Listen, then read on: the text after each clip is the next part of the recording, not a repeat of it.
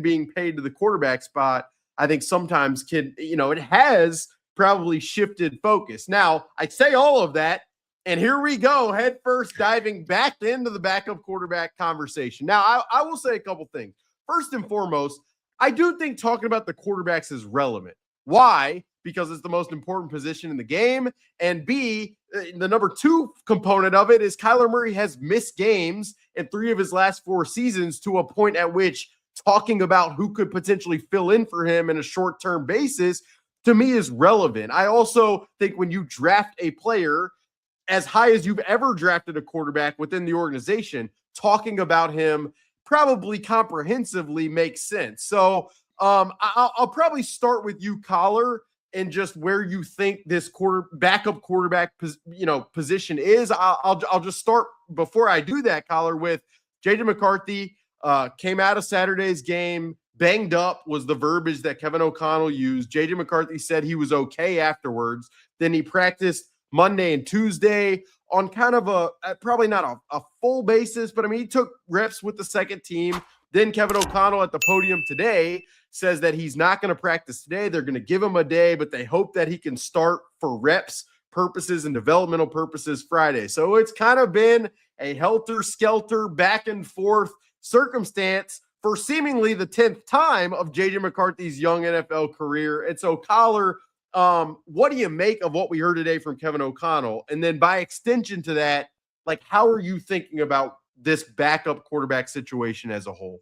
Yeah, so I certainly wonder if the words "start the third preseason game" maybe cause some additional swelling on the ankle. You know how that can happen. Like your emotional reaction maybe causes you to not be able to play all of a sudden.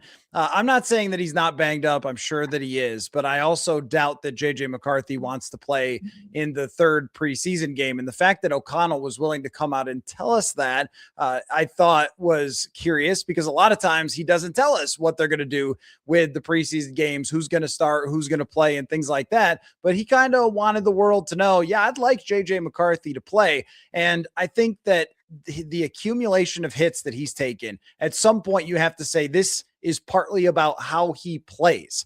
Is if you're going to hang on to the ball forever, if you're going to hang in the pocket, if you're going to try to make plays sometimes when they're not there, then the injuries are going to accumulate. And I don't know how you could think about playing J.J. McCarthy for an extended period of time as the backup quarterback and not think he's probably going to get injured again. And this is in comparison to a guy, Carson Wentz, who got injured almost immediately after starting last year. So my conclusion is, there's a Tom Moore saying that everybody knows about, which is when he was asked why they don't play Peyton Manning's backups in practice, he said, because we don't practice bleeped.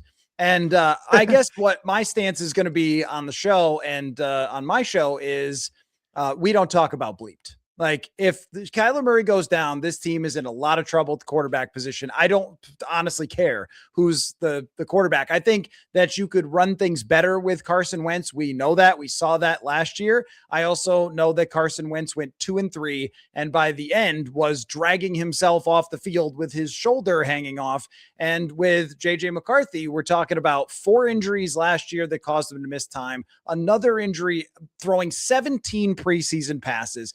I mean, who could you trust to go in there for the rest of the season if Kyler has issues? The answer is neither one of these guys. And I think Wentz has a better chance to win football games than J.J. McCarthy does based on their preseason performance and what we've seen in camp.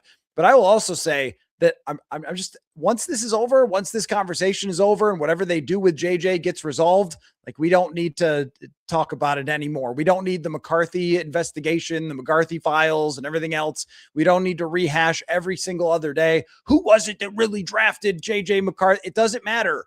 Like, Kyler Murray's the starting quarterback of this team, and they have potential to reach the playoffs and be a dangerous team. So that is where the focus should start to shift for us. Garret, I could go a lot of ways off of that to toss to you. I'll start, before we talk about probably future, next couple of days in future, I do want, like, what did you think of hearing Kevin O'Connell speak the way he did about JJ and the injury, and then Friday night? Like what was going through your mind as you heard that? So I think O'Connell, he's in year 5 as head coach, and obviously we all listen to KOC pressers you guys attend KOC pressers and you guys know how he speaks like more. And, as Vikings fans, and as fans of a team, how your coaches speak and kind of what they mean. You can read between the lines. O'Connell, there's times where he says 1,000 words without saying anything, right? And then there's times like this where there's a definitive statement. And it's hard to disagree with Coller with what is being said, because wherever you stand on JJ, whether you still think there's something, whether you don't think there's anything, whether you're fed up and entirely done with it, I don't think that you could definitively say that JJ getting more reps is a bad thing, no matter where you stand. I don't think that part should be controversial. So the fact that O'Connell's coming out saying it multiple days before the game that he would like him to play, it's a tough look, because Coller said 17 passes in the preseason coming off all the injuries that he had last year. Obviously the meniscus in 2024, it's all the way around unfortunate. Yeah, and I mean, it was interesting for me being in the press box Saturday watching that game, because, on one hand, Henry Bird is playing like left tackle, which is not a position that Henry Bird, a lower-level roster player for the Minnesota Vikings, has really ever played in a meaningful game. So the fact that Mike Green, who had first-round talent, was making, turnstiling Henry Bird and making it hard for Jaden McCarthy, that wasn't that surprising to me, but it was difficult for me personally to square that situation with the fact, too, that Jaden McCarthy still going through his reads, moving around in the pocket. There is extra movement. There are extra ticks that probably make it more likely that he puts himself in jeopardy from an injury perspective. And so, watching that game Saturday, and then getting to the post game where, again, Kevin O'Connell brings up that he got banged up. He would have liked to see him play another drive. That was interesting to me. Then JJ McCarthy, minutes later in the locker room, says, it was a Kevin O'Connell decision. He wants to play as long as possible. Then he's on the practice field Monday. Then he's on the practice field Tuesday. Then today he's not present practicing on the practice field, but he's on the sidelines yucking it up with teammates. It's just a fascinating arc. And when I tacked that atop all of the moments last year of, we don't find out about the concussion in Green Bay until the day after, and it's reported on the plane. It's just it's been so interesting, Coller, the fact that these injuries frequently, there's not this line of demarcation of okay, he needs to be walked off the field. He needs to be carted off the field. There's always another variable to them that has just covering it, just speaking very openly and objectively.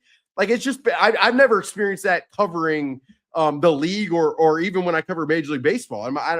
Maybe you have another example in your mind, Coller, of it, but that's been kind of an interesting layer to it all. I mean, the hand thing last year, covering it with the towel, the taking himself out of a game, but not taking himself out of another game. And then this happens here. And